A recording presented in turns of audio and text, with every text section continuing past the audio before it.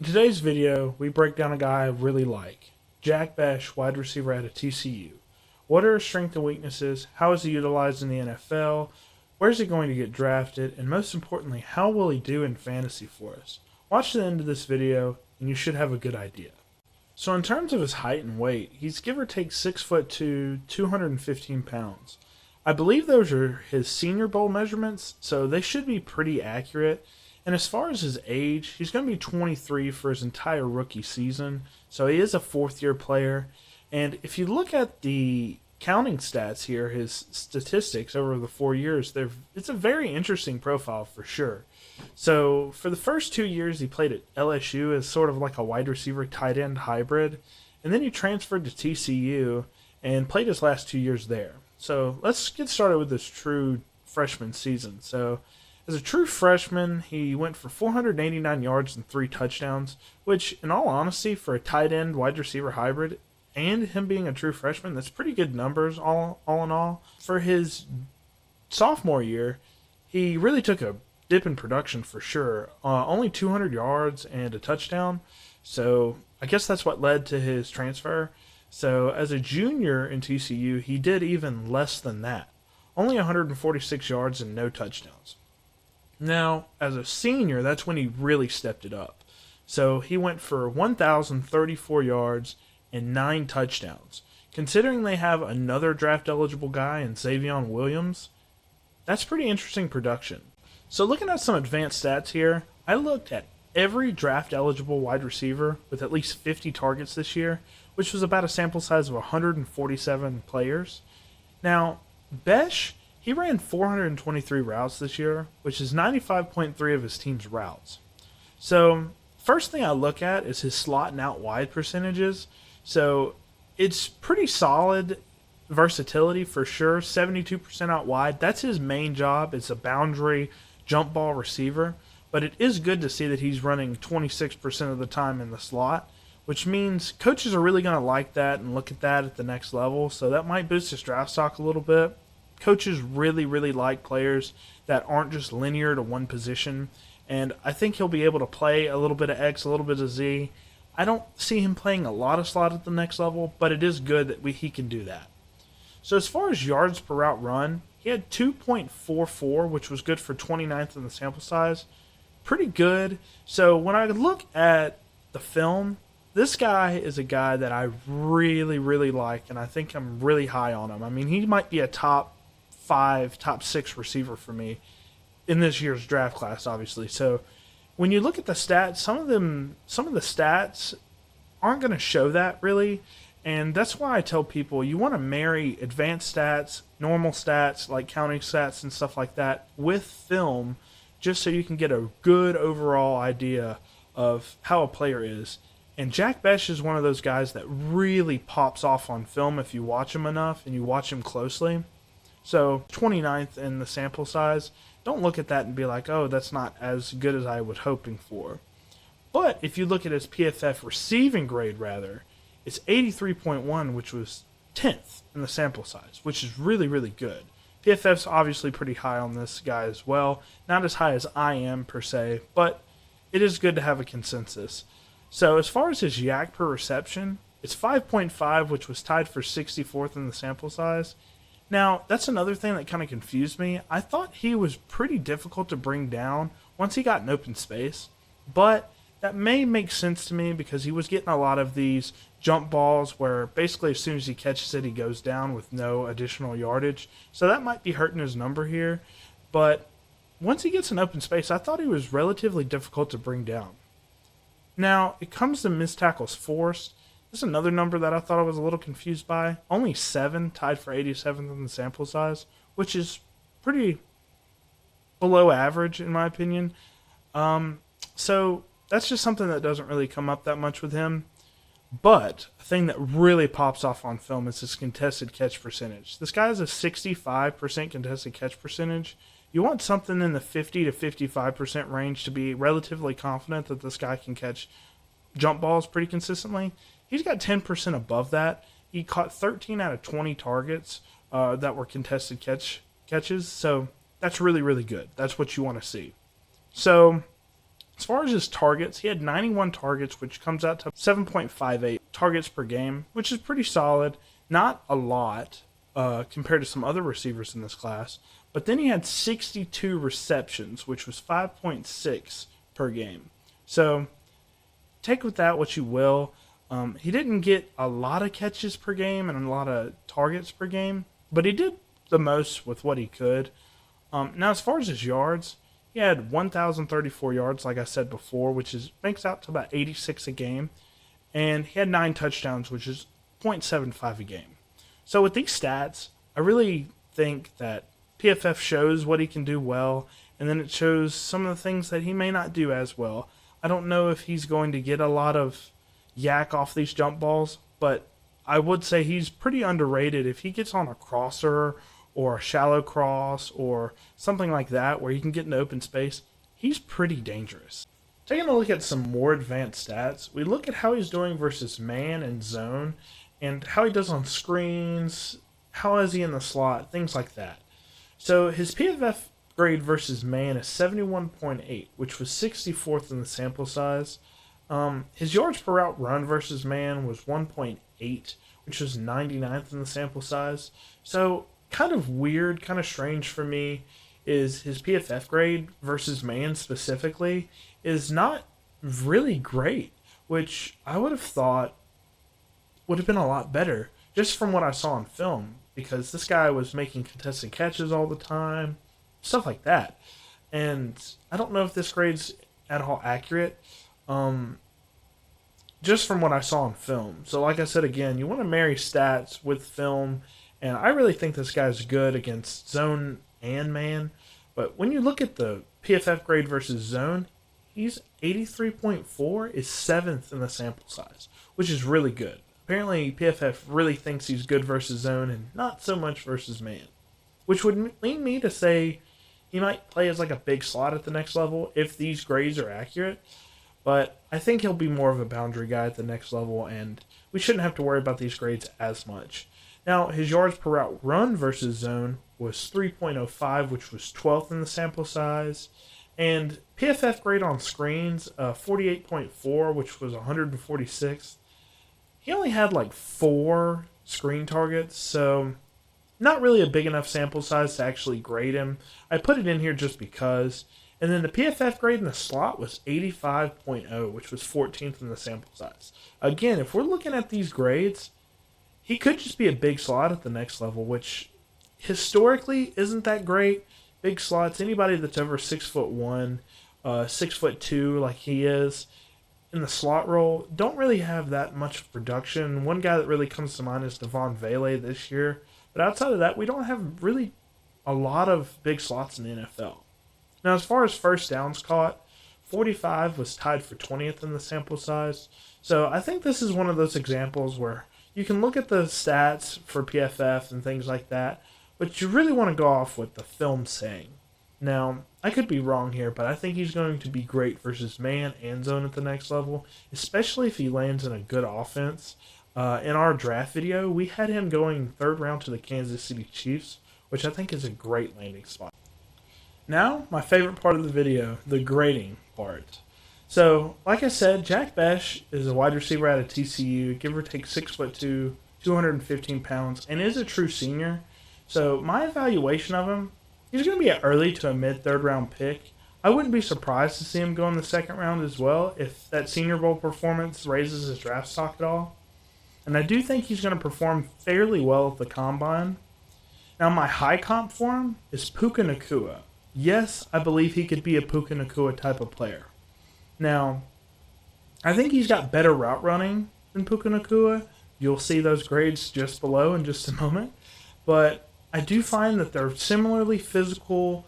They're very, dog type of players where they're just going to try and get as much as they can. And they're both super hardworking and they want to win. That's where both of these players kind of get some similarities. I just see a lot of Puka in his game. Now, his low comp for me is a Jawan Jennings. I can see a world where Jack Bech gets a little injured and banged up and stuff, kind of like how we've seen Jawan Jennings' career pan out. But when he gets on the field, you saw he had some massive games this year. So I think that's his floor, is like a Jawan Jennings type of player. And my official grade for him, we graded him an 82.5, which is good for a good wide receiver prospect. Now, onto the actual grades themselves. If you look at the short, medium, and deep routes, we gave them all 5 out of 5. I truly believe he is the best route runner in this class, bar none. He can run some, if not all, of the routes in the route tree at any level in the field. We saw him time and time again get separation at all areas on the field. Shallow crosses, hitches, goes, comebacks, digs, posts, double moves. Doesn't matter. He can do it all. He's a true technician. So, as far as the double moves are concerned, 4.5 out of 5.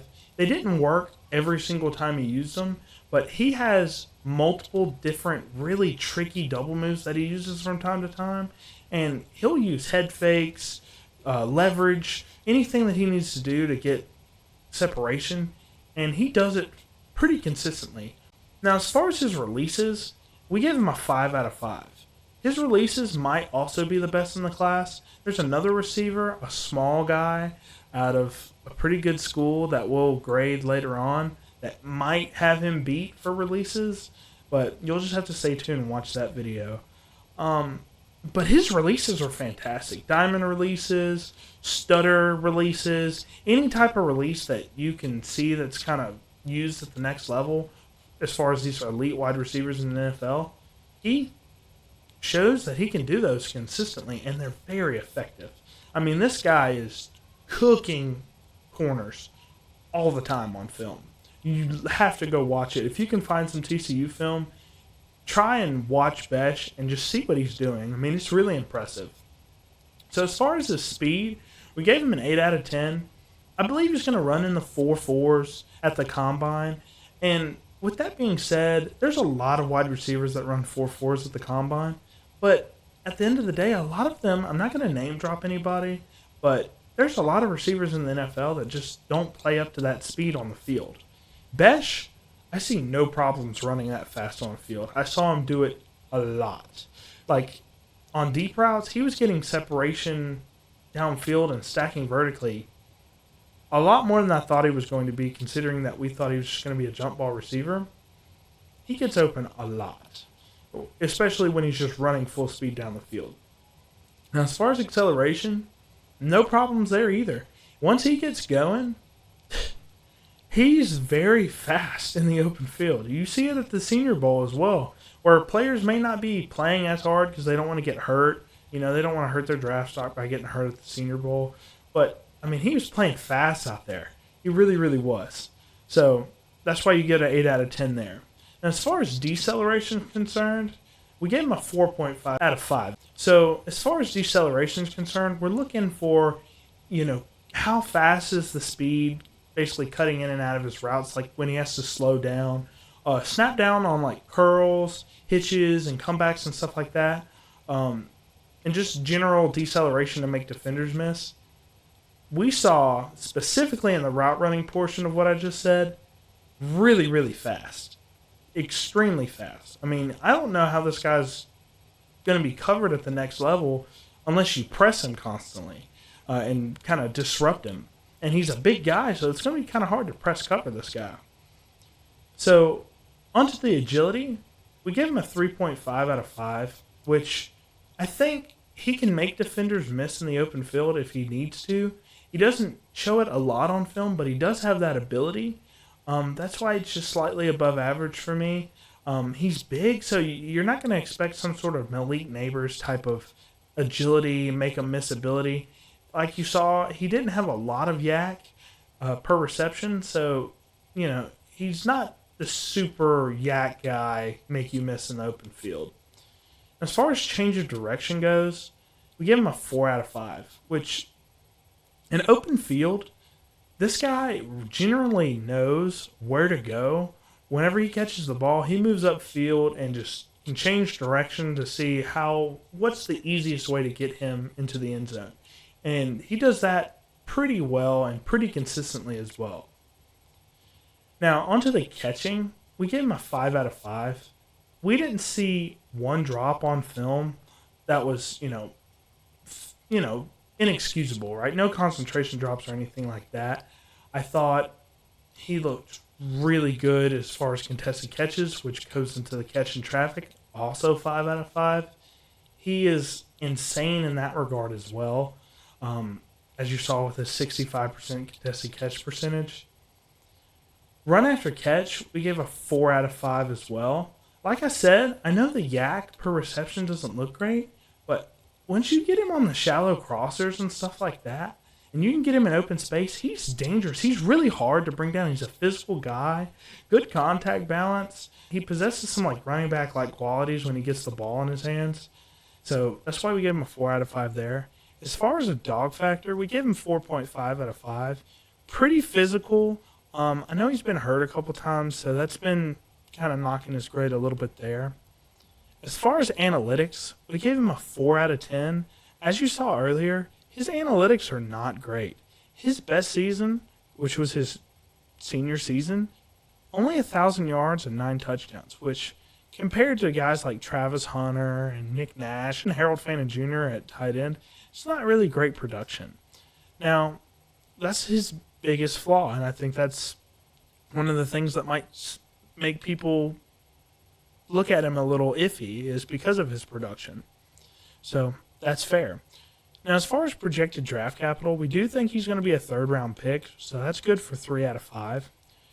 Now, finally, his X and Z slot ability, I don't see him having any problems playing X, Z, or slot at the next level. I think he's best used as an X or a Z. And if a team even needed him to, I bet he could play in line and do some tight end stuff like he did at the LSU. I don't see it personally, but it could happen. He's a very versatile player. Now, onto my worries and limitations. So the biggest thing for him is the limited production. So that could steer a lot of coaches away from him if, they look at the stats and just say, yeah, he didn't produce enough. That could happen. And he's got a smaller hand size too. I don't know the trend as far as if a small receiver, like a small-handed receiver, will do bad at the next level. But it is something that you can consider. But outside of that, I think this guy's going to be a absolute monster at the next level. So how does Jack Bech stack up with the rest of the 2025 class? Well, currently, he's our wide receiver 6 in the good tier of receivers. He has company with Emeka Egbuka and Isaiah Bond. So, his production really hurt his score. And he could be up there with Jalen Royals and Luther Burden if he had better production. But unfortunately, he didn't. So, give or take, 6'2", 215 pounds Jack Bech is. 4-year player out of TCU and LSU respectively. And, I really do think this guy's going to be special at the next level. He just has to basically get on an offense that's going to give him targets and hopefully get him in a right scheme fit. And most importantly, have good quarterback play as well. I think that's, a lot to ask for, but if he gets in the right situation, he could be a wide receiver 1 on your dynasty teams. And lastly, we want to give a special shout out to all of our Patreon supporters. Thank you, Big Hunt, SP, Mazjack, and Infamy MTG. If you want to become a Patreon supporter, you'll gain access to a lot of cool things like our private Discord server where we talk about fantasy football and real football, things like that. We'll tell you how to stack up your lineup week to week, advice on trades, things like that.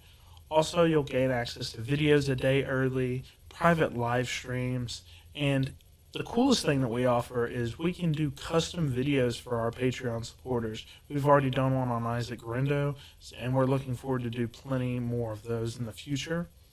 And again, thank you guys for watching. Please like and subscribe, even comment as well. Y'all have a great day.